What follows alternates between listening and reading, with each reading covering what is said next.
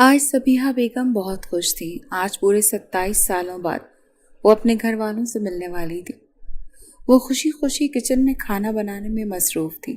بختیار صاحب نے کئی سالوں بعد انہیں اتنا خوش دیکھا تھا۔ آج سبیحہ بیگم کے بھائی ان کے گھر آنے والے تھے۔ سبیحہ اور بختیار نے سب کے خلاف جا کر شادی کی تھی۔ وہ دور کے رشتہ دار تھے، ان کا رہن سہن سب مختلف تھا۔ جہاں سبیحہ بیگم کے گھر میں سب پرانے خیالات کے مالک اور سادہ زندگی گزارتے تھے، وہیں بختیار کے گھر کا ماحول کافی ماڈرن تھا۔ ایک دن خاندان میں شادی کے کسی فنکشن میں جہاں سبیحہ اپنی فیملی کے ساتھ موجود تھی، وہیں پر بختیار بھی اپنی فیملی کے ساتھ آئے تھے۔ جوانی کا دور عروج پر تھا، نظریں ٹکرائیں تو دل دھڑکے اور پھر ان دونوں کے درمیان گہری محبت ہو گئی۔ پھر ایک دن بختیار نے اس سے شادی کا کہا، مگر یہ تو سبیحہ ہی جانتے تھے کہ اس کے گھر میں بختیار کی آزاد خیال فیملی کو لے کر ہمیشہ سے کتنی تنقیدیں کی گئیں۔ پھر بھی سبیحہ نے اسے رشتہ لانے کا کہہ دیا۔ اس سے پہلے بختیار اپنے گھر والوں کو بھیجتا، حویلی نے کسی نے سبیحہ بیگم اور بختیار کی چھپ کر لائبریری میں ملنے کی مخبری کی، جس وجہ سے سب کو ان کے بارے میں علم ہو گیا۔ جہاں بختیار کے گھر والے سبیحہ کے لیے راضی تھے، اس کے برعکس سبیحہ کے گھر والے بختیار کا نام تک سننے کے لیے تیار نہیں تھے اور سبیحہ پر پابندیاں لگ گئیں۔ بختیار سے اسے ملے مہینہ گزر گیا۔ بختیار کی محبت سچی تھی، تبھی اس نے اپنے گھر والوں کو رشتہ لے جانے کو کہا، مگر جب وہ لوگ رشتہ لے کر سبیحہ کے گھر گئے، اس سے پہلے کہ سبیحہ بیگم کی نسبت کہیں اور طے ہو چکی تھی، بہت مشکل سے بختیار نے ان سے رابطہ کر کے ان کی مرضی جانی۔ سبیحہ بیگم نے انہیں سب سچ بتا دیا کہ کیسے انہیں ڈرا دھمکا کر چپ کروایا گیا ہے۔ بختیار نے اپنی پوری کوشش کی کہ سبیحہ بیگم کے گھر والوں کو منانے کی، یہاں تک کہ بختیار نے سبیحہ کے تینوں بڑے بھائیوں سے مار تک کھائی تھی، کیونکہ وہ خود بھی جنونی تھے۔ اکلوتے جو تھے، غصہ ہر وقت ناک پر ہی رہتا تھا۔ سبیحہ کے بھائی تھے اقتدار، سب سے بڑا بھائی جس نے انہیں ہمیشہ سپورٹ کیا۔ وہ ملک سے باہر پڑھائی کے لیے گیا ہوا تب بختیار نے اس سے رابطہ کیا، تب اس نے بھی گھر والوں کو منانے کی کوشش کی، مگر کوئی نہ مانا۔ پھر مجبوراً بختیار نے کورٹ میرج کا فیصلہ کیا۔ اقتدار نے ان دونوں کا ساتھ دیا اور پھر سب نے سبیحہ سے رشتہ ختم کر لیا۔ اقتدار دوسرے ملک تھا، مگر وہ خاص اپنی بہن کا گواہ بننے آیا تھا۔ سبیحہ بیگم کی ہمت تھا وہ۔ اس کے بعد اختیار کے گھر والوں نے خوشی خوشی اسے اپنے گھر خوش آمدید کہا اور یہاں سے اس کی ایک نئی زندگی شروع ہو گئی۔ شادی کے 1 سال کے اندر اس نے کافی دفعہ اپنے گھر فون کر کے بات کرنے کی کوشش کی، مگر ہر دفعہ ہی اسے دھتکار دیا جاتا، اور جب وہ امید سے تھی تب وہ ٹینشن لے کر مزید بیمار پڑنے لگ گئی تھی۔ پھر بختیار کی فیملی نے بختیار کو سبیحہ بیگم کو یہاں سے لے جانے کا کہا۔ بختیار انہیں پیرس میں اپنے ڈیڈ کے گھر لے گیا اور پھر ہمیشہ وہ لوگ پیرس میں ہی رہے۔ سبیحہ بیگم ویسے تو اندر سے ٹوٹ چکی تھی، مگر جب ان کے ہاں بیٹی کی پیدائش ہوئی تو ان کی طبیعت میں کافی بہتری آئی اور پھر آہستہ آہستہ ان کا وہ غم کم ہوتا گیا، مگر اکثر وہ اپنے گھر والوں کو یاد کر کے بہت روتی تھی۔ کئی سالوں کی محنت کے بعد بالآخر اقتدار صاحب اپنے گھر والوں کا دل اپنی بہن کے لیے صاف کر چکے تھے۔ وہ پاکستان آ گئے تھے۔ انہوں نے شادی نہیں کی، مگر ان کی 2 فیملیز تھیں، ان کے اماں ابا، ان کے بھائی اور دوسری فیملی ان کی بہن بہنوئی اور بھانجا۔ وہ اکثر پیرس جا کر بھی اپنی بہن سے ملا کرتے تھے اور آج وہ 27 سالوں کے بعد اپنے بھائیوں کو راضی کر کے پہلی دفعہ اپنی بہن کے گھر لانے والے تھے۔ چند مہینے ہی گزرے تھے بختیار کو واپس آئے پاکستان اپنے گھر آئے ہوئے، کیونکہ اب کہیں جا کر ان کے بیٹے نے یہاں آنے پر حامی بھری تھی۔ ویسے تو وہ لوگ اکثر چھٹیوں میں اسے پاکستان لاتے تھے، اس کے یہاں دوست بھی تھے، مگر وہ پیرس کا رہنے والا تھا، اسے پاکستان میں ایڈجسٹ کرنے میں تھوڑی مشکل پیش آتی تھی۔ رات 8 بجے کا وقت تھا جب گھر کا مین گیٹ کھلا اور ایک بڑی سی کالے رنگ کی چمچماتی ہوئی گاڑی اندر داخل ہوئی اور پورچ میں آ رکی۔ پہلے دونوں دروازے کھلے اور سبیحہ بیگم سے بڑے 2 بھائی مختیار صاحب اور افتخار صاحب دونوں باہر نکلے۔ انہوں نے ایک سرسری نگاہ اس سفید عمارت پر ڈالی، پھر فرنٹ سیٹ کا دروازہ کھلا اور سب سے بڑے بھائی باہر آئے، امتیاز صاحب، جو گھر میں سب سے زیادہ خلاف تھے مگر آخر کار مان ہی گئے تھے۔ انہوں نے ایک طائرانہ نگاہ اس سفید پیلس پر ڈالی اور اپنے ازلی بادشاہوں جیسے انداز سے چلتے ہوئے اندر جانے لگے۔ آخر میں ڈرائیونگ سیٹ پر بیٹھے اقتدار باہر آئے۔ ان کے چہرے پر نرمی تھی۔ سبیحہ بیگم نے نم آنکھوں سے سب کو سلام کر کے ان سب کا استقبال کیا۔ بختیار صاحب بھی ساتھ ہی کھڑے تھے۔ اقتدار تو بختیار کے اب ساتھی جیسے تھے، اسی لیے وہ ان سے ہمیشہ کی طرح دوستانہ انداز میں ملے۔ البتہ مختار اور افتخار صاحب پی کے انداز میں اور امتیاز صاحب مغرورانہ انداز میں انہیں دیکھ کر اندر کو بڑھ گئے۔ اتنے سالوں میں اپنی بہن سے مل کر افتخار اور مختار بہت خوش تھے، مگر امتیاز صاحب ان سے پہلے بھی مل چکے تھے۔ سبیحہ ہاں، بیٹے کی پیدائش ہوئی تو وہ اسے لینے گئے تھے تاکہ وہ اسے اور اس کے بچے کو واپس لے آئیں۔ اگر وہ بختیار کو چھوڑنے پر راضی ہو جاتے ہیں تو سب انہیں معاف کر دیں گے، مگر سبیحہ نے منع کر دیا۔ وہ کبھی اپنی یہ فیملی خراب نہیں کریں گی۔ تبھی سے اب تک ان کے دل میں سبیحہ اور بختیار کے لیے نفرت تھی، جو آج بھی ان کی آنکھوں سے جھلک رہی تھی۔ سلام دعا حال چال کے بعد امتیاز نے پھر سے پرانی باتوں کو کریدنا شروع کر دیا۔ اقتدار صاحب نے بہت مشکل سے ساری صورتحال سنبھالی۔ ان کے مطابق امتیاز صاحب اپنی بہن سے ملنے اور گلے شکوے دور کرنے آئے تھے، مگر ان کے تیور ہرگز ایسے نہیں لگ رہے تھے۔ ویسے کہاں ہے تمہارا وہ اکلوتا بیٹا؟ لگتا ہے اسے مہمانوں کے آنے کی خبر نہیں ہوئی، یا شاید اسے علم تھا، باپ پر گیا ہے پھر تو پورا۔ انہوں نے حشاش بشاش انداز میں سیدھا طنز دے مارا۔ بختیار صاحب نے بے ساختہ انہیں پھر اقتدار کو اور پھر اپنی بیوی کو دیکھا۔ ایسی بات نہیں ہے بھائی جان، وہ آتا ہی ہوگا، سبیحہ بیگم نے بمشکل لہجہ ہموار بناتے ہوئے کہا تھا۔ منظر بدلا۔ اس عالیشان گھر کے اندر بنے بڑے سے گارڈن کے ایک طرف سوئمنگ پول تھا، جس کے اندر ایک وجود سوئمنگ کرتا دکھائی دے رہا تھا۔ اس نے ایک دم پانی سے منہ باہر نکالا تو شکل نمایاں ہوئی۔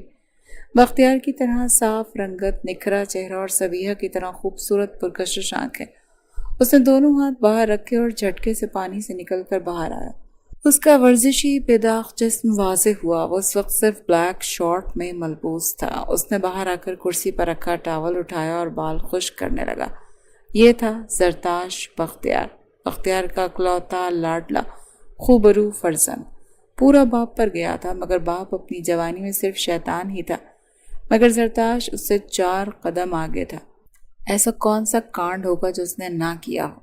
وہ تھوڑا لاپرواہ سا بگڑا ہوا سا تھا۔ دولت اور اپنوں کے لاڈ کے نشے نے اسے بگاڑ دیا تھا۔ لیکن ایک چیز یہ بھی تھی کہ وہ اپنے ماں باپ سے بہت محبت کرتا تھا۔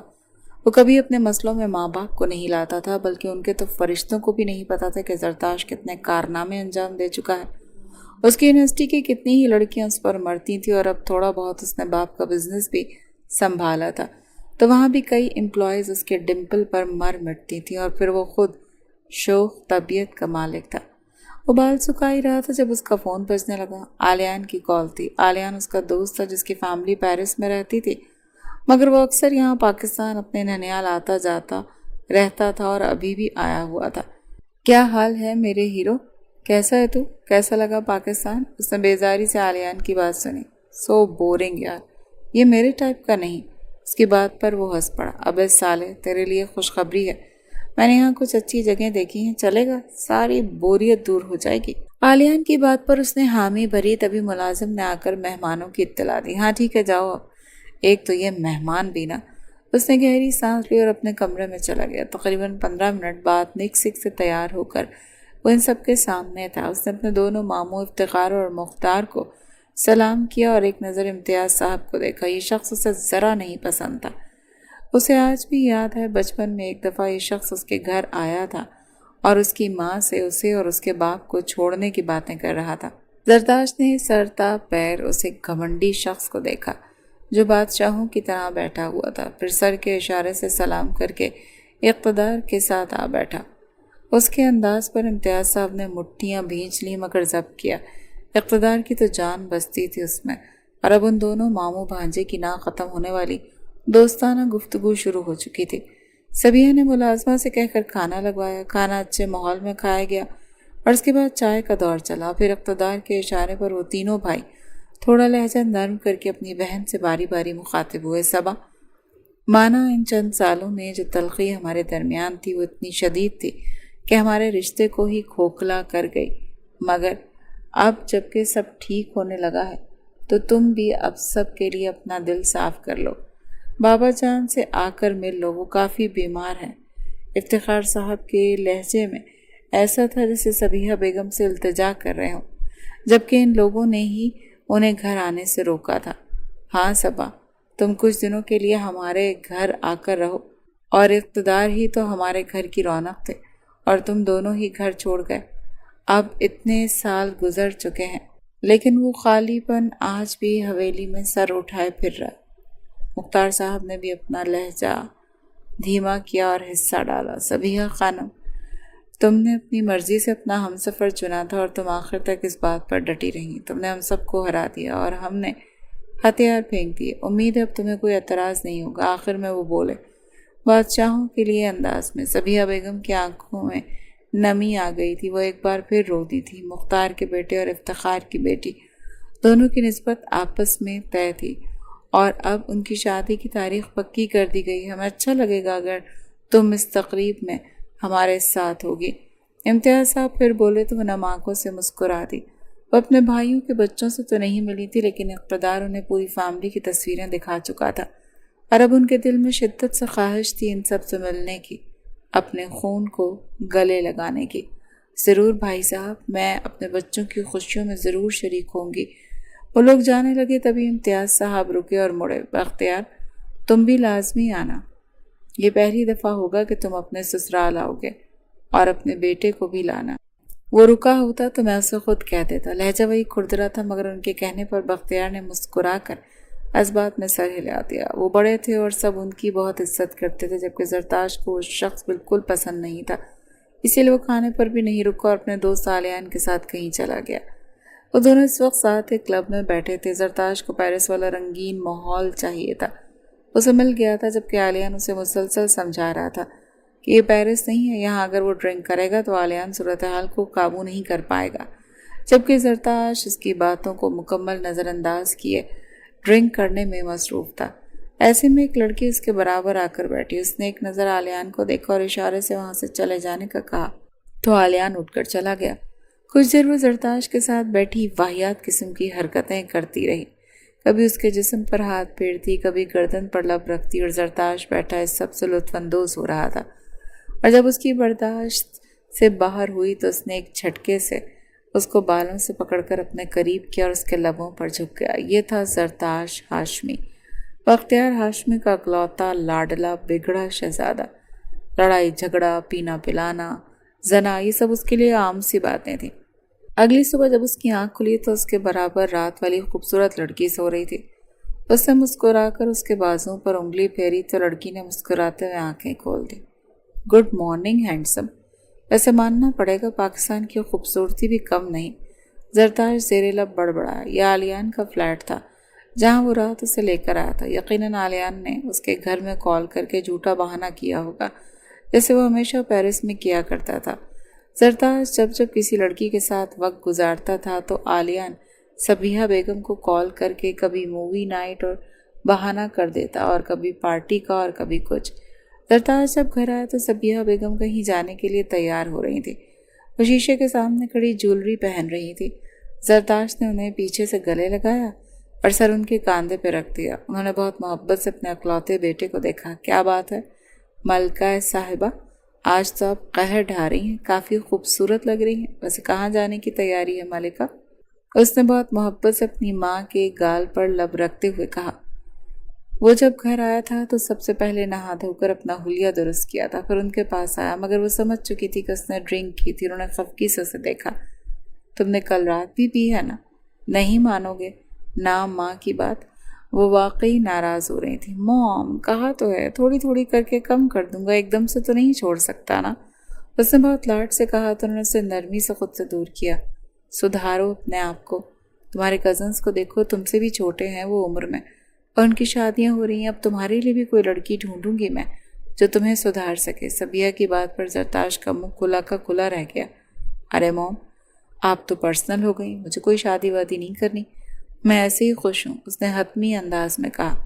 تو کیا ساری زندگی کنوارے رہنا ہے؟ کہا بھی تھا میں نے کوئی لڑکی پسند ہے تو بتا دو، ورنہ میں خود ڈھونڈ لوں گی۔ ہاں تو نہیں ہے نا پسند، آپ جانتی ہیں نا مجھے، اپنے گھر میں اپنے علاوہ کوئی خاتون نہیں برداشت۔ ویسے بھی آپ کو کیا لگتا ہے مجھے کوئی پاکستانی لڑکی پسند آئے گی؟ کبھی بھی نہیں۔ وہ بڑے لاڈ سے انہیں پھر سے پیچھے سے ہگ کر کے ان کی گردن میں منہ چھپا گیا تو صبیحہ نے افسردگی سے اسے دیکھا۔ جب تمہیں پیرس کی لڑکیاں پسند نہیں آئیں تو کیا پتہ کوئی پاکستان کی ہی پسند آ جائے۔ جانتی ہوں تمہارا ٹیسٹ ایسا نہیں ہے، لیکن یاد رکھنا ایک مشرقی لڑکی اپنے گھر کو، شوہر کو اور بچوں کو، پوری فیملی کو، پورے خاندان کو سمیٹ کر چلتی ہے اور وہی آگے کی نسلوں کو سنوارتی ہے۔ خیر تمہیں یہ باتیں سمجھ نہیں آئیں گی۔ ویسے پاکستان میں ماڈرن لڑکیاں بھی ہیں۔ انہوں نے چمکتی آنکھوں سے اسے دیکھا تو اس نے بیزاری سے اپنے سر پر ہاتھ مارا۔ موم پلیز یہ لڑکی نامہ بند کر دیں اور بتائیں آپ جا کدھر رہی ہیں۔ آج کافی سالوں بعد میں اپنی حویلی جا رہی ہوں اپنے لوگوں سے ملنے، تمہارے ڈیڈ بھی چاہ رہے ہیں، کیا تم چلو گے؟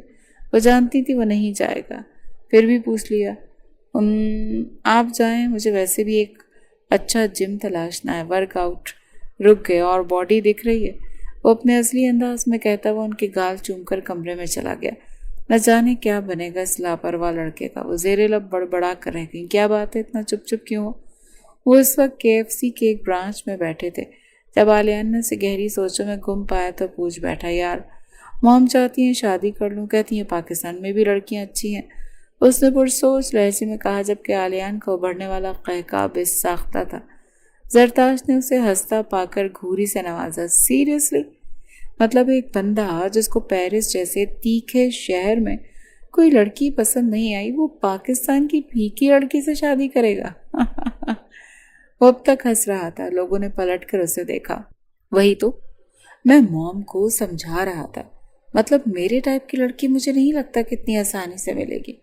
وہ بولا تو آلیان نے رک کر اسے دیکھا، ویسے تو نے کبھی بتایا نہیں تجھے کیسی لڑکی چاہیے؟ ماڈرن لڑکی؟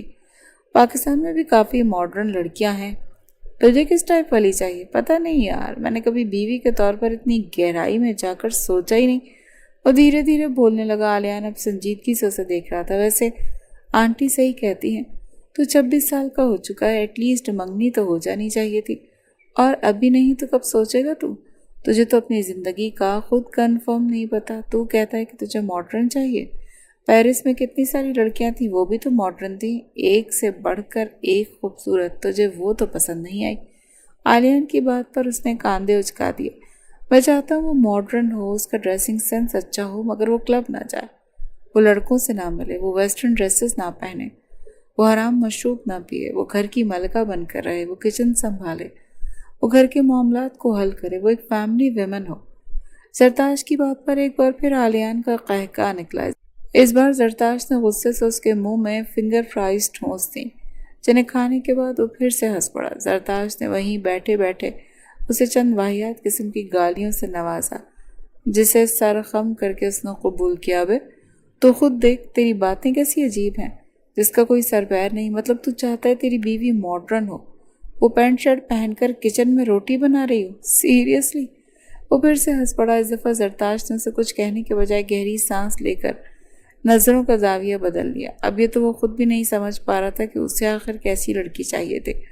ایک ماڈرن لڑکی جس پر وہ پوری طرح اپنا کنٹرول رکھے، یہ کیسے ممکن تھا؟ وہ خود نہیں جانتا تھا۔ اس کا موبائل رنگ ہوا، شاید کوئی نوٹیفیکیشن تھا۔ اس نے ایک نظر اسکرین پر چمکتا نام دیکھا تو رک سا گیا۔ جانیہ لکھا آ رہا تھا۔ جانیہ اس کی یونیورسٹی کی وہ لڑکی تھی جس پر سب مرتے تھے، مگر وہ صرف زرتاش پر مرتی تھی۔ زرتاش نے نوٹیفیکیشن چیک کیا تو دیکھا جانیہ نے انسٹاگرام پر ایک نئی تصویر اپلوڈ کی تھی۔ جانیہ ایک انتہائی خوبصورت لڑکی تھی اور اس کا ڈریسنگ سینس اور اس کی ہر چیز کمال تھی۔ زرتاش کو اسکرین پہ تکتا پا کر آلیان نے بھی اس کے موبائل میں جھانکا۔ پرفیکٹ، یہ لڑکی پرفیکٹ لگے گی تیری وائف کے روپ میں، مگر اتنا میں بتا دوں کہ تجھے یہ امیر باپ کی اکلوتی لاڈلی بیٹی ہے جس نے آج تک اٹھ کر پانی تک نہیں پیا۔ تو یہ کچن نہیں سنبھال سکتی میرے بھائی؟ تو ایک کام کر، گھریلو معاملات آنٹی پر چھوڑ دے، تو بس وائف کے ساتھ انجوائے کرنا لائف۔ آلیان کی بات پر وہ گردن جھکا کر مسکرایا۔ وہ جانتا تھا جانیہ اس کی اٹینشن کے لیے کتنا مرتی تھی، اور جب سے وہ پاکستان آیا تھا وہ اسے دن میں 10 بار میسج کرتی تھی۔ وہ اسے بری نہیں لگتی تھی، مگر اس نے اس کو کبھی اس نظر سے نہیں دیکھا تھا۔ وہ لوگ ساتھ ٹرپ پر بھی گئے، پارٹیز میں بھی ساتھ ہوتے تھے، مگر اس نے کبھی جانیہ کو وہ والی اٹینشن نہیں دی جس کے لیے وہ ترستی تھی۔ بتا پھر کیا سوچا؟ اسے خاموشی سے جانیہ کی تصویر تکتا پا کر آلیان کے پیٹ میں مروڑ اٹھنے لگے تو پوچھ بیٹھا، کیا وہ مان جائے گی شادی کے لیے؟ ابے سالے، تو وہ جو تیرے آگے پیچھے گھومتی تھی وہ اور کیا چاہتی تھی؟ ظاہر ہے مان جائے گی، تو اسے ٹینشن دے گا تو خود دیکھے گا وہ کیسے تیرے قریب آتی ہے۔ عالیان نے اسے سمجھایا تو اس نے محض ہاں میں سر ہلایا، اور اب وہ جانیہ کی پکچر پر کامنٹ کر رہا تھا۔ تھوڑی دیر بعد جانیہ کو خود میسج آ گیا اور پھر نہ ختم ہونے والی چیٹنگ شروع ہو چکی تھی۔ عالیان اسے مصروف دیکھ کر خود سامنے رکھا سارا فرائیڈ چکن چٹ کر چکا تھا۔ زرتاش کو سمجھا کہ جیسے اس نے بہت بڑا کارنامہ انجام دیا ہے۔ بھوک تو لگنی تھی۔ بختیار اور سبیہ کے لاکھ مرتبہ سمجھانے پر وہ آج پہلی بار اپنے نانا جان کی حویلی جا رہا تھا۔ سنا تھا شادی کی تقریبات شروع ہو رہی ہیں، یعنی اب اکثر حویلی آنا جانا لگا رہے گا۔ وہ 1000 خیال اور آزاد طبیعت کا بندہ تھا۔ اسے کہاں پسند تھی یہ روایتی شادیاں، مگر خیر وہ اپنی ماں سے بہت محبت کرتا تھا اور اسی لیے چلا ہے، اور ساتھ اپنا وہ مہنگا کیمرہ بھی اٹھا لایا۔ ہاں اسے کبھی کبھی فوٹوگرافی کرنا پسند تھی، اور جتنی تعریفیں وہ روایتی تقریبات کی سن چکا تھا، اس نے سوچا کہ اگر کوئی ایک بھی چیز دلچسپ لگی تو وہ کیمرے میں محفوظ کر لے گا۔ ویسے تو وہ جانتا تھا وہ یہاں بور ہی ہوگا، کیونکہ حویلی کا نام سنتے اس کے دماغ میں بڑے بزرگ اور ان کا روب دبدبا اور ادب اور ثقافت سب آتا تھا، مگر حویلی کا ماحول اس کی سوچ سے بالکل برعکس تھا۔ ان کی گاڑی جیسے ہی حویلی میں داخل ہوئی وہ حیران رہ گیا۔ حویلی کو خوبصورت برقی لائٹوں اور پھولوں سے سجایا گیا تھا، ہر طرف مہمانوں کی چہل پہل لگی ہوئی تھی۔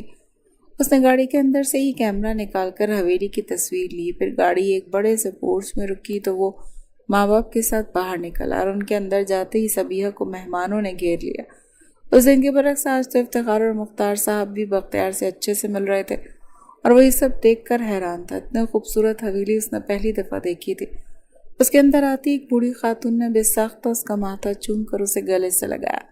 زرتاش کو ایک ممتا کی سی قربت محسوس ہوئی۔ وہ سوالیہ نظروں سے اپنی ماں کو دیکھنے لگا، جس نے بے آواز لب ہلا کر اسے نانی جان کہا، یعنی وہ اس کی ماں کی بھی ماں تھی۔ زرتاش کے لبوں پر بے ساختہ مسکراہٹ بکھر گئی۔ اسے ان کا لمس سکون بخش لگا تھا، بالکل ایک ماں کے لمس کی طرح۔ پھر وہ اسے ہاتھ پکڑ کر نانا جان سے ملوانے لے گئی، جو ویل چیئر پر بیٹھے کافی کمزور لگ رہے تھے۔ اس نے سلام کیا۔ سبیہ نے اسے جھک کر سر پر ہاتھ رکھوانے کا اشارہ کیا۔ اسے یہ سب بہت بورنگ لگا، مگر ماں کے لیے کچھ بھی۔ تھوڑی دیر بعد وہیں بیٹھا رہا۔ وہ وہاں کافی بور ہو رہا تھا، کیونکہ وہاں سب بڑے تھے۔ تبھی اس کی ممانیہ وہاں آئی، اور حیرت کی بات تو یہ تھی کہ مختار اور افتخار کی بیویوں سے زیادہ اچھا اخلاق امتیاز صاحب کی بیوی کا تھا۔ انہوں نے بہت محبت سے اسے مخاطب کیا، اور پھر اس کی جھجک اور بوریت سمجھتے ہوئے مسکرا دی۔ بیٹا جاؤ، پچھلے باغیچے میں سب تمہارا انتظار کر رہے ہیں، انہوں نے بہت اپنائیت سے کہا۔ تو نہ سمجھی سے اسے دیکھنے لگا۔ ارے اس حویلی میں نہ جانے کتنے باغیچے ہوں گے، وہ بھلا کدھر جاتا، اور پھر وہ سب کون تھے جو اس کا انتظار کر رہے تھے؟ خیر وہ مصنوعی مسکراہٹ کے ساتھ اٹھا اور کیمرہ تھامے چل دیا۔ حویلی اس کی سوچ سے زیادہ بڑی تھی۔ وہ جگہ جگہ گھوم کر اس کی تصویریں اتار رہا تھا۔ اس کی خوبصورتی میں اتنا کھو گیا تھا کہ وہ کسی خواب کسی کیفیت میں سیڑھیاں عبور کر کے اوپر کی منزل چلا گیا۔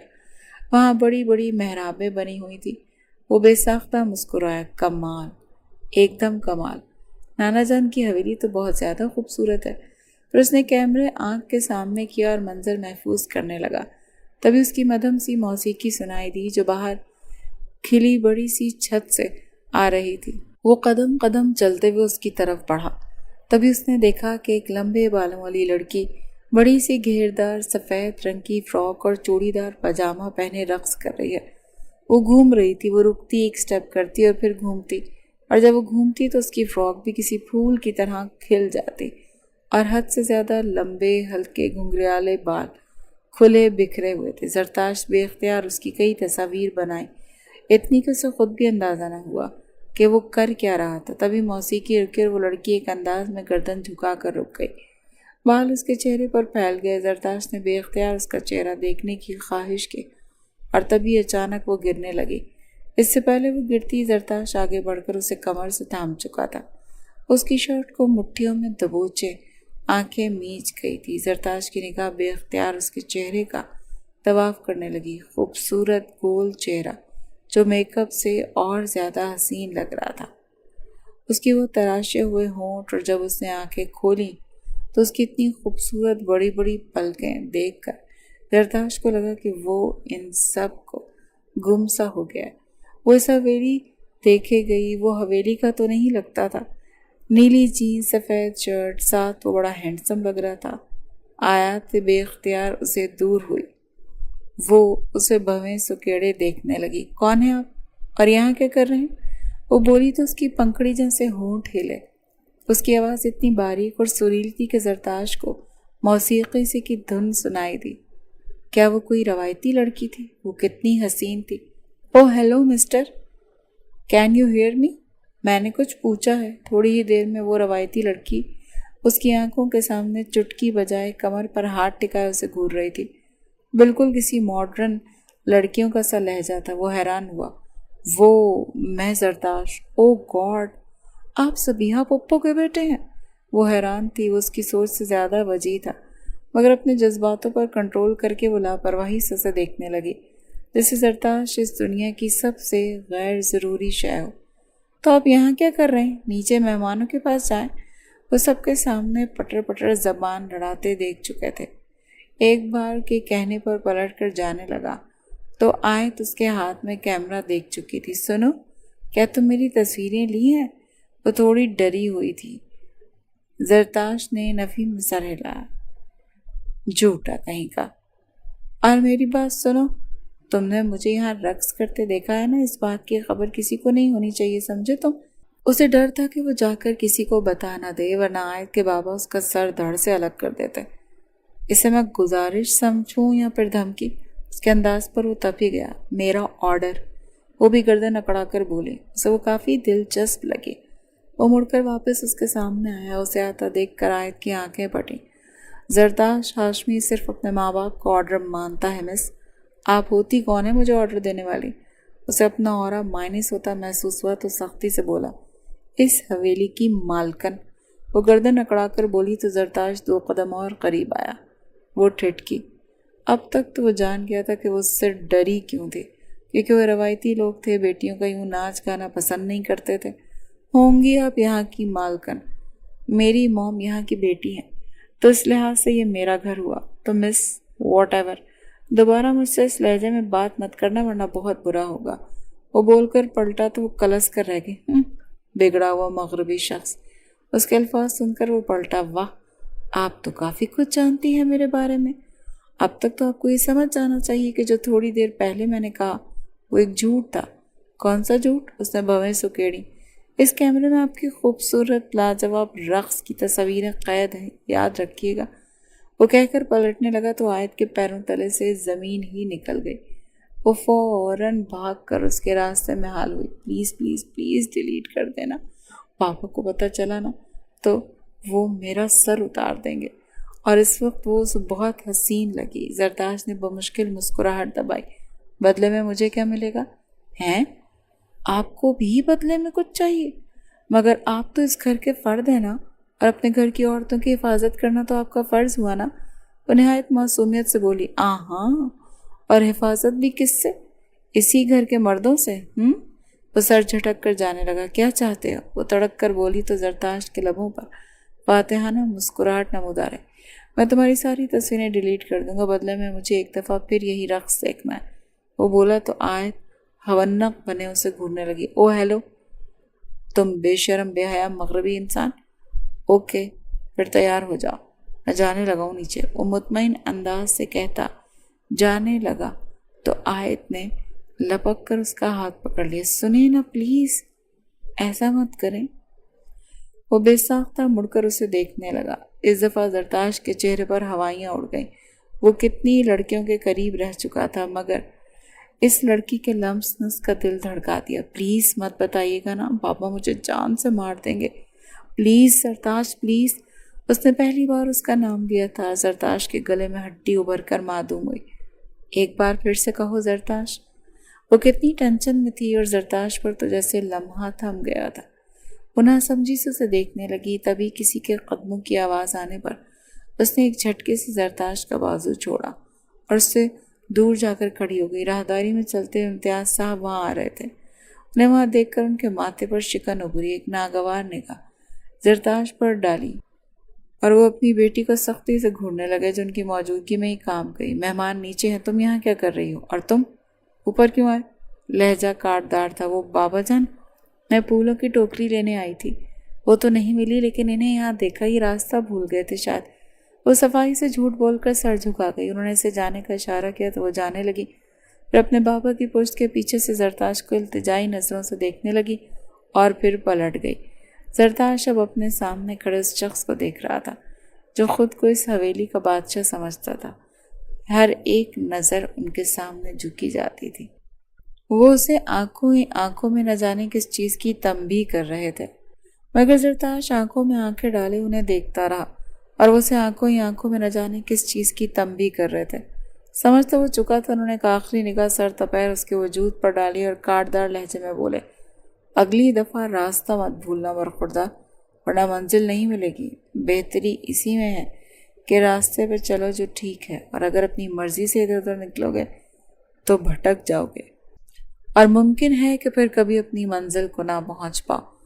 वो बहुत फलसफियाना अंदाज में धमका गए। वो एक तरफा मुस्कुराया मगर नजरें नहीं हटाई। मुझे अच्छे से पता है दुरुस्त रास्ता कौन सा और मंजिल तक कैसे पहुंचना। आप बेफिक्र रहें, मुझे मंजिल ज़रूर मिलेगी, फिर चाहे मुझे वहां तक पहुंचने के लिए कितने ही कठिन रास्तों से ही क्यों ना गुजरना पड़े। वो एक आज़म से बोला तो वो कदम पीछे आए। ध्यान से, रास्ते में मर भी सकते हो। उनकी बात पर जरताश 2 कदम करीब आया, और मार भी सकता हूँ।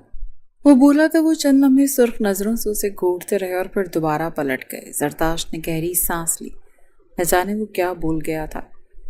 अल्लाह बचाए ऐसे शख्स का दामाद बनने से। वार्निंग तो ऐसे दे रहे थे जैसे पता नहीं कितना छेड़ दिया इनकी चहीती लाडली बेटी को। पेरिस की लड़कियां मर गई क्या जो पाकिस्तान की लड़कियों को छेड़ूंगा। वो सर झटक कर आगे बढ़ने लगा, फिर एक नज़र हाथ में पकड़े कैमरे पर गई।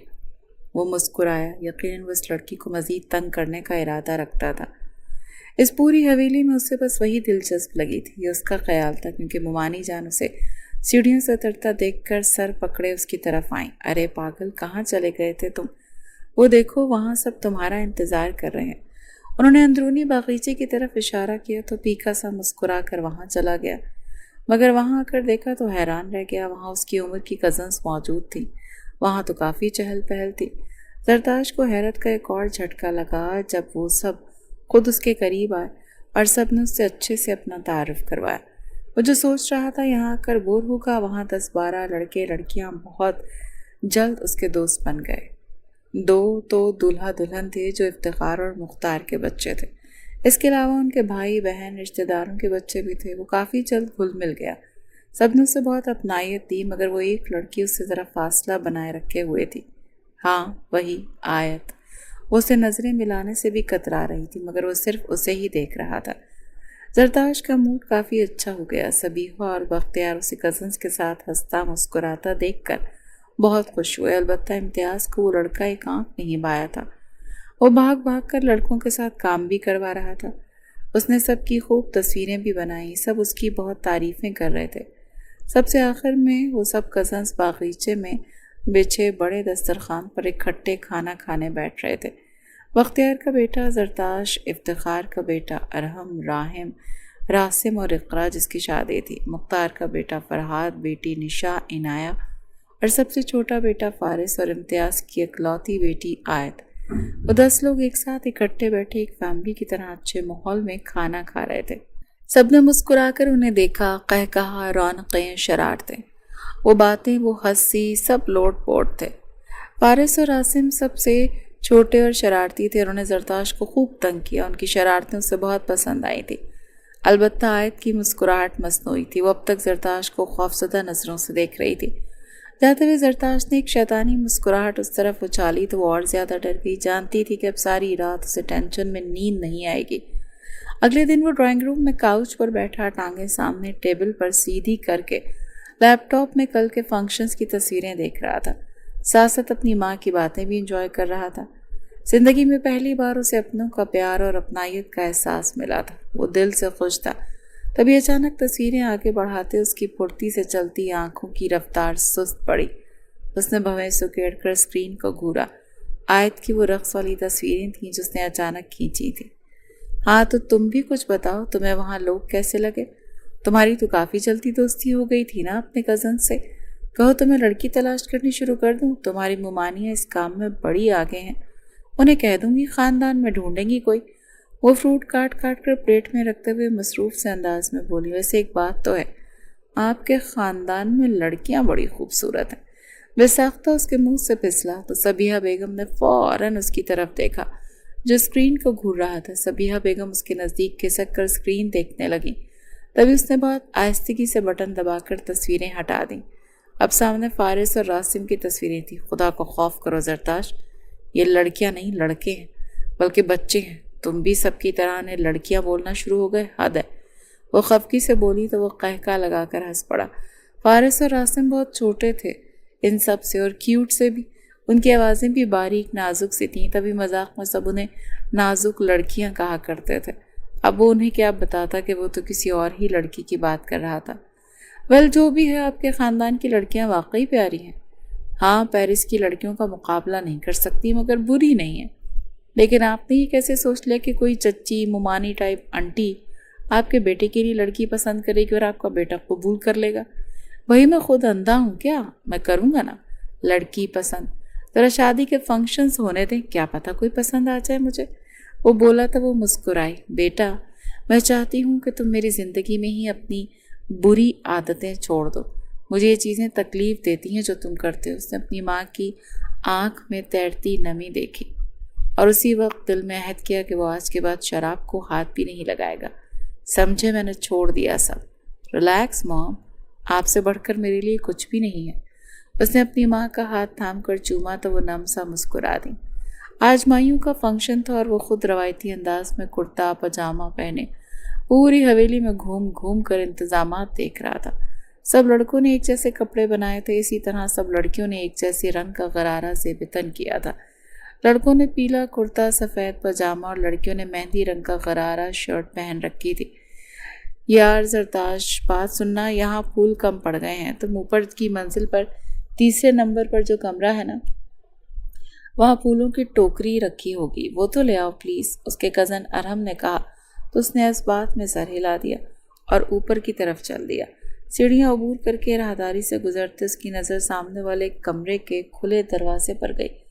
اس نے سرسری نگاہ ڈالی، پھر بے دہانی میں اسی طرف چل پڑا۔ کمرے کا دروازہ کھلا تھا اور اندر آئے جائے نماز بچھائے اللہ کے حضور ہاتھ پھیلائے بالکل پرسکون سے انداز میں دعا مانگ رہی تھی۔ زرتاش پر جیسے وقت تھم سا گیا۔ وہ سانس روک کے اس نازک سی لڑکی کو دیکھنے لگا۔ وہ اپنے نورانی خوبصورت چہرے کے گرد سفید دوپٹہ باندھے ہاتھ پھیلائے کتنے سکون سے دعا مانگ رہی تھی۔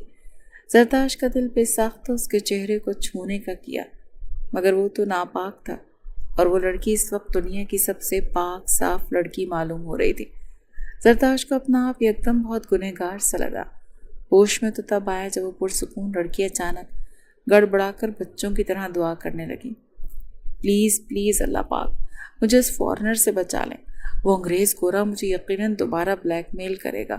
اس کے پاس تو میری تصویریں بھی ہیں نا، اگر بابا کو پتہ چلا نا تو وہ میرا کالج جانا بند کر دیں گے اور میں لائبریری بھی نہیں جا پاؤں گی اور میرا پیرس جانے کا خواب بھی ادھورا رہ جائے گا اور بابا مجھے کسی سلیم فہیم گنجے ٹائپ انکل سے بیاہ دیں گے۔ پلیز اللہ پاک، اس مغربی آدمی کا کیمرہ خراب کر دیں پلیز۔ وہ بچوں کی طرح منہ بنائے بڑبڑانے لگی۔ اس کے سارے جملے سن چکا تھا، زیر لب مسکرایا۔ کہاں وہ اسے پہلی نظر میں روایتی مشرقی لڑکی لگی تھی، پھر بعد میں اچانک خطرناک ہو گئی تھی اور پھر ڈرپوک سی، اور ابھی اسے بہت چھوٹی سی معصوم سی بچی لگ رہی تھی۔ آخر کتنے روپ تھے اس کے، وہ سوچ ہی رہا تھا جب وہ جائے نماز پہ طے کر کے اٹھی تو اسے دروازے پر کھڑا دیکھ کر ٹھٹکی، پھر ہمت جمع کر کے اس کی طرف آئی۔ کیا ہے؟ کیوں یہاں کھڑے ہیں آپ؟ کوئی کام تھا آپ کو مجھ سے؟ اور کب سے کھڑے ہیں یہاں؟ وہ خفگی سے منہ پھلائے بولی تو وہ مسکرا کر قریب آیا۔ آیت دوپٹہ سر سے ہٹا کر گلے میں ڈال چکی تھی۔ وہ اب تک سفید فراک میں ہی ملبوس تھی، وہ تیار بھی نہیں ہوئی۔ زرتاش کو نیچے جتنی میک اپ سے لت پت لڑکیاں نظر آئیں، وہ سب آیت کی سادگی کے سامنے کچھ بھی نہیں تھی۔ میں تو یہاں تب سے کھڑا ہوں مس آیت جب سے آپ میرے کیمرے کو بھر بھر کر بد دعائیں دے رہی تھیں۔ آپ چاہتی تو براہ راست مجھے ڈیلیٹ کرنے کا کہہ دیتی۔ یہ کہاں کا انصاف ہوا، میرے اتنے مہنگے کیمرے کو کوسنے لگ گئی۔ وہ بڑے لطف اندوز لہجے میں بولا۔ اس لڑکی سے بحث کرنا پسند تھا۔ ہاں، بولنے سے تو جیسے آپ فوراً ڈیلیٹ کر دیتے نا، منہ پھلا کر ادھر ادھر دیکھنے لگی۔ کر سکتا ہوں اگر تم میرے ایک سوال کا جواب دے دو۔ کون سے؟ کیا تمہاری دعائیں واقعی میں قبول ہوتی ہیں؟ اس لہجے میں بولا کہ آیت چند ہمیں اسے دیکھتی رہی، پھر دھیرے سے ہاں میں گردن ہلا دی۔ تو کیا تم ایک پیاری سی لڑکی کی طرح میرے لیے دعا کرو گی؟ میری کچھ بری عادتیں ہیں جن سے موم پریشان ہے، تم دعا کرو وہ عادتیں چھوٹ جائیں۔ وہ بالکل سنجیدگی سے کہنے لگا تو آیت سے کوئی جواب نہ بن پڑا۔ کیا گارنٹی ہے کہ پھر آپ میری تصویریں ڈیلیٹ کر دیں گے؟ وہ شکی نظروں سے اسے گھورنے لگی تو وہ گردن جھکا کر مسکرایا۔ ڈیلیٹ نہ بھی کروں تو کسی کو اس بارے میں کچھ نہیں بتاؤں گا، میں زبان دیتا ہوں، تم میری بات پر بھروسہ کر سکتی ہو۔ وہ پورے استحقاق سے بولا تھا۔ وہ چند لمحے اسے دیکھتی رہی، پھر پلٹ کر اندر جانے لگی، پھر رکی۔ اللہ کا پکا وعدہ کریں آپ کسی کو نہیں بتائیں گے؟ وہ اس وقت اسے بہت معصوم لگی۔ وہ ایک بار پھر مسکرایا۔ یہ میرا پہلا پکا وعدہ ہوگا تم سے، اور اسے میں نبھاؤں گا پیاری لڑکی۔ وہ دل کے مقام پر ہاتھ رکھ کر سر خم کر کے بولا تو آیت کے دل کو کچھ ہوا۔ وہ اپنی ہڑبڑاہٹ چھپانے کے لیے فوراً پلٹ گئی۔ ٹھیک ہے، میں ڈھیر ساری دعائیں کروں گی آپ کے لیے، اب آپ جائیں۔ وہ اتنی عجلت میں بولی کہ اس کے لہجے کی گڑگڑاہٹ سمجھتے وہ مسکرایا اور پلٹ گیا۔ اس کے جاتے آیت نے گہری سانس لی۔ پھر وہ شخص تھا جو اسے پہلی نظر میں پسند آیا تھا اور آج اسے پھر پیارا لگا تھا۔ استغفار پڑھو نادان لڑکی، یہ فارنر مغربی آدمی ذرا بھی اچھے نہیں ہوتے۔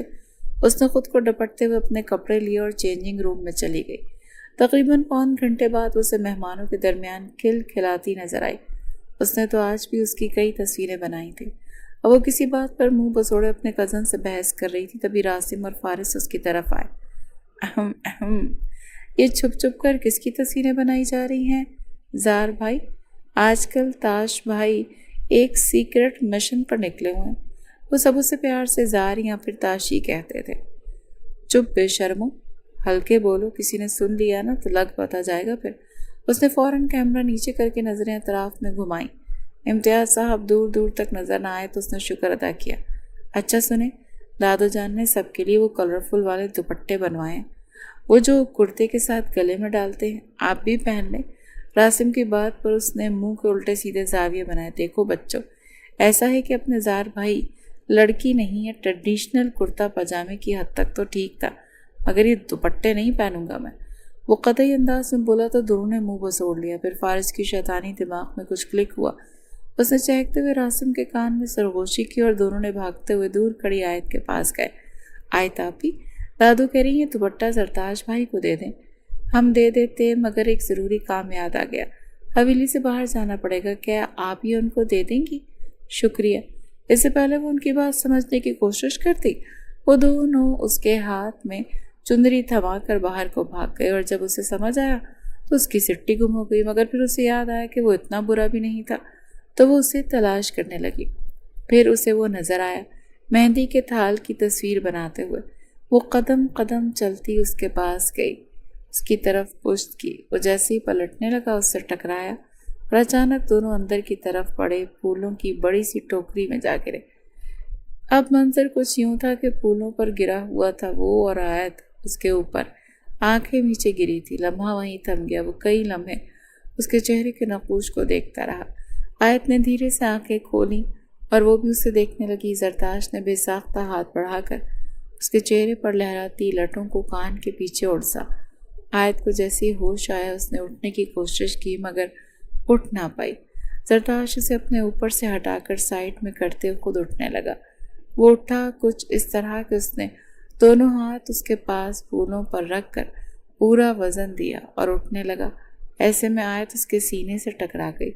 دونوں کے چہرے بہت زیادہ قریب تھے۔ زرتاش اٹھ کھڑا ہوا، پھر اپنا کرتا جھاڑنے لگا اور پھر اس نے ہاتھ بڑھا کر آیت نے چند لمحے اس کے بڑے ہاتھوں کو دیکھا، پھر نرمی سے تھام کر اٹھ کھڑی ہوئی۔ سوری، وہ میں آپ کو یہ دینے آئی تھی، اور وہ ہاتھ میں پکڑی چندری اسے دینے لگی اور مغربی آدمی کو دیکھ کر پھسل گئی۔ زرتاش نے ایک ہاتھ سے اپنے بال سیٹ کرتے شرارتی لہجے میں کہا تو آیت نے اسے گھوری سے نوازا۔ جی نہیں، زیادہ خوش فہمی نہ پالیں، ابھی اتنی بد نصیب نہیں ہوئی جو آپ جیسے مرد پر پھسلوں گی۔ اس نے جلے کٹے لہجے میں بول کر چندری اس کے منہ کے سامنے کی، مگر وہ ڈھیٹ بنا کھڑا رہا۔ اس نے ہاتھ بڑھا کر چندری نہیں اٹھائی۔ سوری، میں یہ سب نہیں پہنتا، یہ میرا ٹیسٹ نہیں۔ اوہ اچھا، اور وہ جو پچھلے ایک ہفتے سے آپ مشرقی مرد بننے کی کوشش کر رہے ہیں وہ वो क्या है फिर? उसने भी तुनक कर जवाब दिया तो वो ज़ेरे लब मुस्कुराया। हाँ मिस आयत, मुझे तो लगा था कि आप मशरक़ की लड़की हैं, लेकिन आप तो मुझे बड़े गौर से देख रही हैं। क्या क्या नोट कर लिया आपने इस एक हफ्ते में मेरे बारे में? वो मज़े से बोला तो आयत ने गुस्से से घूरा। देखे मिस्टर, प्लीज़ ये पकड़े, पहननी है तो पहने, नहीं तो मत पहने, मेरा वक्त ज़ाया ना करें, मेहरबानी होगी आपकी। पहले मेरे एक सवाल का जवाब दें। वो जितना जल्दी उससे पीछा छुड़ाना चाहती थी वो उतना ही ढीठ बना बोला। क्या? बेजार लहजा। मुझ पर चुनरी ठीक तो लगेगी ना? मैं हैंडसम तो लगूंगा ना? इतनी मासूमियत से पूछने लगा कि आयत के तने असाब अचानक ढीले पड़ने लगे। आयत ने बेसाख्ता हाँ में सर हिलाया तो वही एक तरफा मुस्कुराया। उसकी मायनी खीसी मुस्कुराहट पर आयत ने नज़रों का जाविया बदला। उफ, ये मगरबी आदमी। जरदाश्त ने उसके हाथ से चुनरी लेकर गले में डाली और दीवार पर लगे अपने नाना की तस्वीर को देखा जो एक शॉल ऐसे ही कांधे पर डाले खड़े थे। उसने एक गहरी सांस लेते हुए हाथ पीछे पुश्त पर बांध कर भरम से आयत को देखा तो उसने आंखें घुमाई।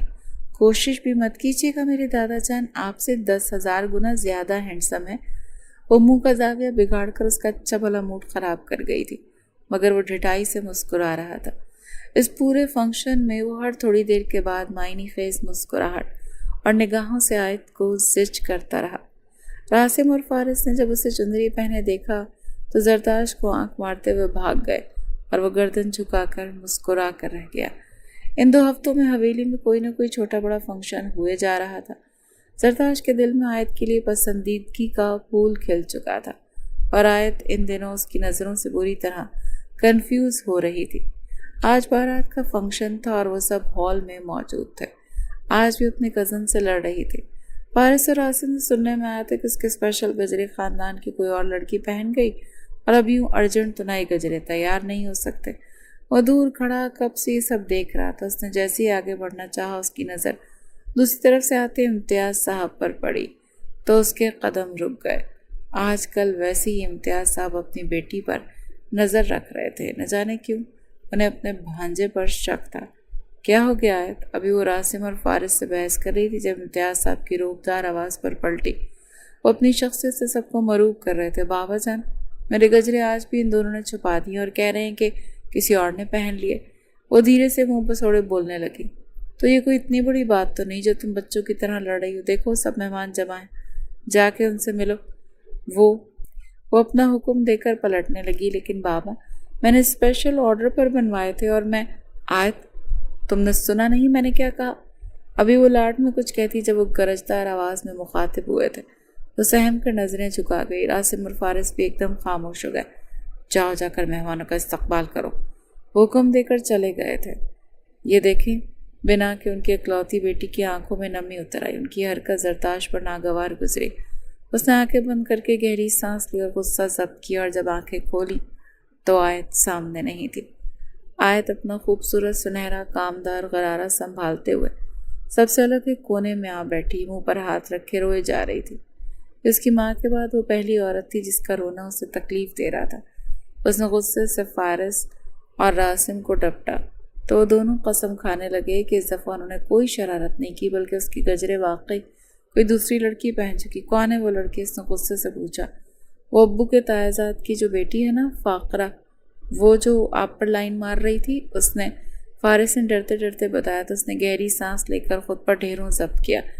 क्या तुम लोगों को याद है वो गजरे कैसे दिखते हैं? उसके सवाल पर दोनों ने जल्दी जल्दी हाँ में सर हिलाया।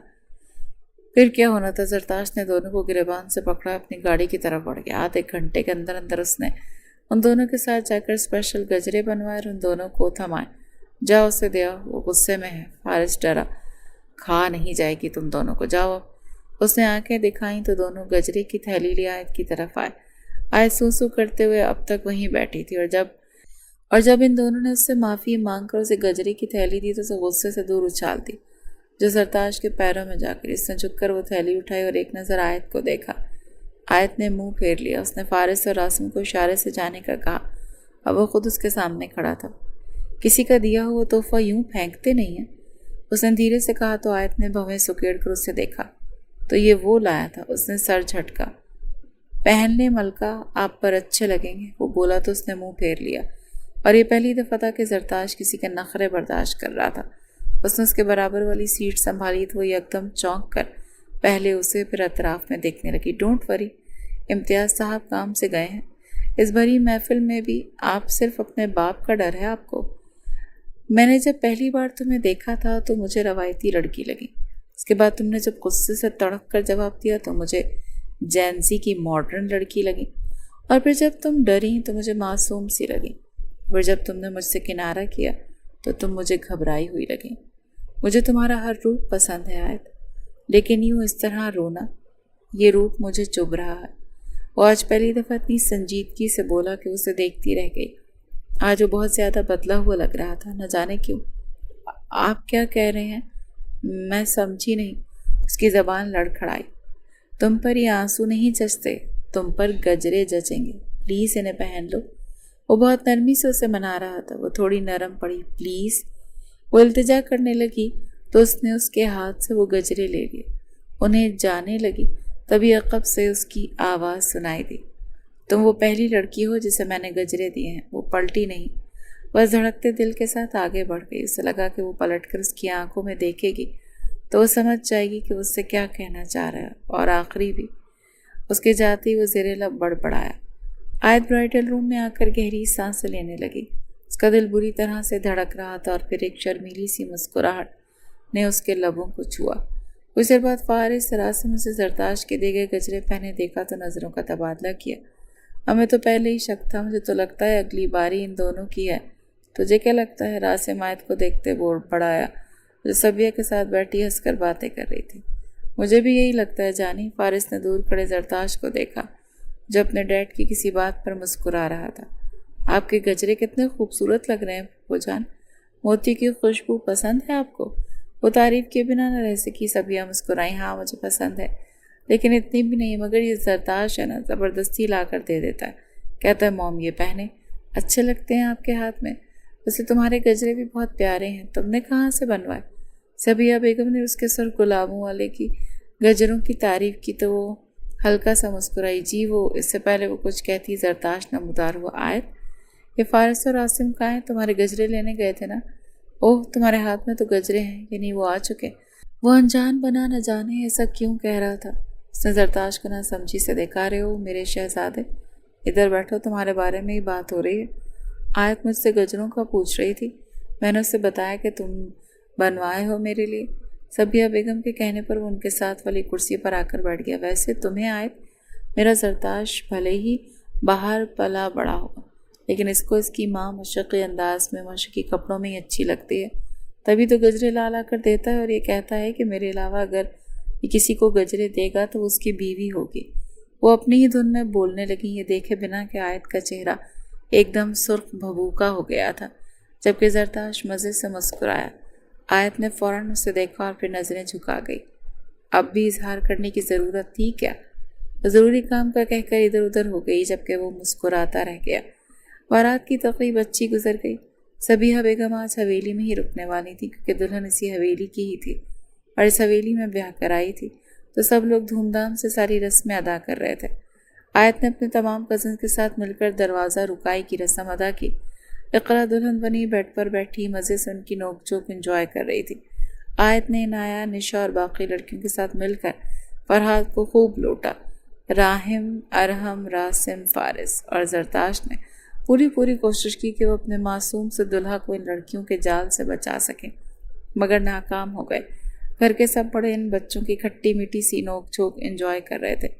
دلہا دلہن کے کمرے کے باہر سے رش ختم ہوا، سب اپنے اپنے کمروں میں چلے گئے۔ بھیڑ بھاڑ اور محفلوں سے دور رہنے والا زرتاش ریلنگ پر ہاتھ رکھے کھڑا حویلی کے سونے پن کو دیکھ رہا تھا۔ اچانک ہی حویلی میں سناٹا چھا گیا۔ سبھی تھک کر سو چکے سے سارے کزنز شاید اب نہیں اٹھنے والے تھے۔ سے اچانک یہ خاموشی چبھنے لگی تو قدم قدم چلتے وہ سیڑھیاں عبور کر کے حویلی کی بڑی سی چھت پر آ گیا۔ حویلی کی چھت بہت بڑی تھی، یہاں آرام سے کوئی بھی فنکشن کیا جا سکتا تھا، اس نے سوچا۔ پھر جیب سے لائٹر اور سگریٹ نکال کر سلگاتے ہوئے دور پھیلے اندھیرے کو دیکھنے لگا۔ ٹھنڈی ہواؤں نے اس کے بال بکھیر دیے، اس کی ایک گہری کش لیتے ہوئے دھواں ہوا میں اڑا دیا۔ ایک بار پھر اسے اس کی وہ پیرس والی دوست کی کال آنے لگی۔ آج کل وہ اسے دوبارہ سے نظر انداز کرنے لگ گیا تھا۔ اس کا دل تو یہاں حویلی کی اس لڑکی میں اٹک گیا تھا جس کو آج اس نے گجرے دیے تھے۔ وہ موبائل میں اس کی تصویریں دیکھنے لگا جس نے آج ہی فنکشن میں اتاری تھی۔ تبھی اسے قدموں کی آہٹ سنائی دی تو وہ پلٹا۔ بڑے سے ستون کے پیچھے کوئی چھپا تھا۔ کون ہے وہاں؟ وہ دھیرے دھیرے اسے ستون کی طرف بڑھنے لگا۔ تبھی آیت نکل کر وہاں سے بھاگنے لگی۔ اس کے لمبے سیاہ بال کمر پر جھولنے لگے۔ اس کی شب خوابی کا سفید لمبا گاؤن جو سلکی فراک جیسا تھا بھاگنے سے بے ترتیب ہونے لگا۔ اس کے ہاتھ میں سرخ دوپٹہ تھا جو باقی کا زمین پر لہرا رہا تھا۔ ابھی وہ اس سے تھوڑی ہی دور بھاگی تھی جب زرتاش نے اس کا وہ سرخ دوپٹہ دبوچا۔ وہ اچانک رکی مگر پلٹی نہیں۔ اگر آ ہی گئی تھی تو اس طرح چھپ کر دیکھنے اور پھر فرار ہونے کا کیا مطلب؟ وہ دھیرے دھیرے قریب آنے لگا۔ آیت کی سانسیں تیز ہونے لگی۔ اب وہ اس کی پشت کے بالکل قریب تھا۔ چاند کی روشنی اس کے وجود پر پڑ رہی تھی۔ میں یہ دوپٹہ اٹھانے آئی تھی اور میں نے آپ کو یہاں دیکھا تو اس لیے میں جانے لگی کہ کوئی دیکھ نہ لے۔ وہ ڈرتے ڈرتے بولی تو وہ زیر لب مسکرایا۔ تمہیں لگتا ہے میں پاگل ہوں؟ میں نے نوٹ نہیں کیا کہ کس طرح امتیاز صاحب تمہیں مجھ سے دور رہنے کا حکم سنا رہے ہیں۔ وہ بولا تو وہ سر جھکا گئی۔ زرتاش نے دھیرے سے اس کا بازو تھام کر اسے پلٹا تو دیکھا اس کی آنکھیں نم تھی۔ زرتاش کے دل کو کچھ ہوا۔ اس نے جیسے ہاتھ بڑھا کر اس کے آنسو صاف کرنا چاہے۔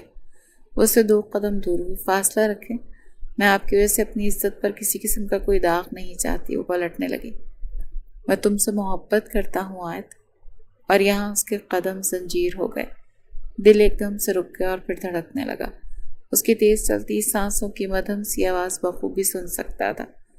کچھ تو ہے تم میں جو مجھے تمہارے قریب کھینچتا ہے۔ اس کی بات پر تیزی سے پلٹی۔ خاموش رہیں، کسی نے سن لیا تو پوری حویلی میں یہ بات آگ کی طرح پھیل جائے گی۔ اور ویسے بھی میرے دل میں ایسا ویسا کچھ نہیں آپ کے لیے۔ اس کے یوں گھبرانے پر وہ گردن جھکا کر مسکرایا۔ تمہیں جب جھوٹ بولنا نہیں آتا تو کیوں بولتی ہو؟ وہ اس کے اس طرح کہنے پر نظریں جھکا گئی۔ وہ دھیرے سے قریب ہوا۔ مجھے آنکھیں پڑھنے آتی ہیں آیت۔ مجھے ڈر لگتا ہے اگر پاپا کو پتہ چلا تو کیا؟ میں یہاں تم سے افیئر تو نہیں چلا رہا، سیدھا سیدھا تمہارے سامنے اپنی فیلنگز بیان کر رہا ہوں۔ جو جذبات میرے دل میں تمہارے لیے ہیں وہ تمہارے دل میں ہیں یا نہیں یہ جاننا چاہتا ہوں۔ مگر میں نے تمہاری آنکھیں پڑھ لی۔ تم مجھ سے جھوٹ نہیں بول سکتی آیت۔ وہ بولا تو ایک آنسو آیت کی آنکھ سے پھسلا۔ میں نہیں چاہتی آپ کو اپنی فیلنگز بتانا، لیکن کیوں؟ کیونکہ میں جو چاہتی ہوں بابا مجھ سے وہ چھین لیتے ہیں اور میں اس دفعہ خود ہی اپنی چاہ مار دینا چاہتی ہوں۔ وہ بھرائے ہوئے لہجے میں بولی، میں تمہیں ایسا ہرگز نہیں کرنے دوں گا آیت۔ مجھے زندگی میں پہلی دفعہ محبت ہوئی ہے۔ اگر تم راضی نہیں ہوئی تو کیا آپ بابا کو وہ تصویریں دکھا دیں گے؟ وہ اچانک ڈر گئی۔ اس کی بات پر وہ کرب سے مسکرایا۔ میں ہمیشہ کے لیے واپس پیرس چلا جاؤں گا۔ وہ بولا تو اسے دیکھتی رہ گئی۔ کیا واقعی؟ وہ شخص اسے اتنا چاہنے لگا تھا؟ وہ پلٹ کر جانے لگا پھر رکا۔ میں واپس گھر جا رہا ہوں، کل نہیں آؤں گا، لیکن پرسوں ولیمے والے دن میں تمہارے جواب کا منتظر رہوں گا۔ دیکھتا ہوں قسمت میری پہلی محبت کی منزل کیا ہوتی ہے۔ وہ کہہ کر رکا نہیں، چلا گیا اور وہ ایسے ہی کھڑی رہ گئی۔